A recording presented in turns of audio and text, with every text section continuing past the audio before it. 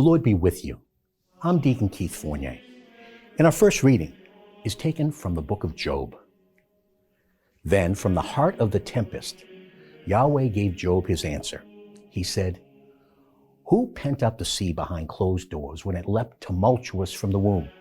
When I wrapped it in a robe of mist and made black clouds its swaddling bands? When I cut out the place I had decreed for it and imposed gates in a bolt? Come so far, I said, and no further. Here your proud waves must break." And our responsorial psalm is taken from Psalm 107. Voyagers on the sea in ships, plying their trade on the great ocean, have seen the works of Yahweh, his wonders in the deep. By his word he raised the storm wind, lashing up towering waves, up to the sky, then down to the depths. Their stomachs were turned to water. They cried out to Yahweh in their distress. He rescued them from their plight. He reduced the storm to a calm, and all the waters subsided. And he brought them, overjoyed at the stillness, to the port where they were bound. Let them thank Yahweh for his faithful love, for his wonders, for the children of Adam. Our second reading is taken from the second letter of the Apostle Paul to the Corinthians.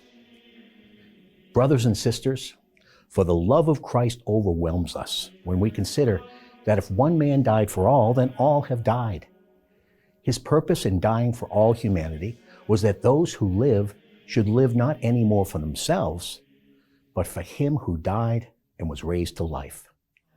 From now onwards, then, we will not consider anyone by human standards, even if we were once familiar with Christ according to human standards. We do not know him in that way any longer. So for anyone who is in Christ, there is a new creation. The old order is gone, and a new being is there to see. A reading from the Holy Gospel according to St. Mark. With the coming of evening that same day, Jesus said to them, "Let us cross over to the other side." And leaving the crowd behind, they took him just as he was in the boat. And there were other boats with him. Then it began to blow a great gale, and the waves were breaking into the boat, so that it was almost swamped. But he was in the stern, his head on the cushion, asleep. They woke him and said to him, "Master, do you not care? We are lost." And he woke up and rebuked the wind and said to the sea, "Quiet now, be calm." And the wind dropped, and there followed a great calm. Then he said to them, "Why are you so frightened? Have you still no faith?" They were overcome with awe and said to one another, "Who can this be? Even the wind and the sea obey him." The Gospel of the Lord.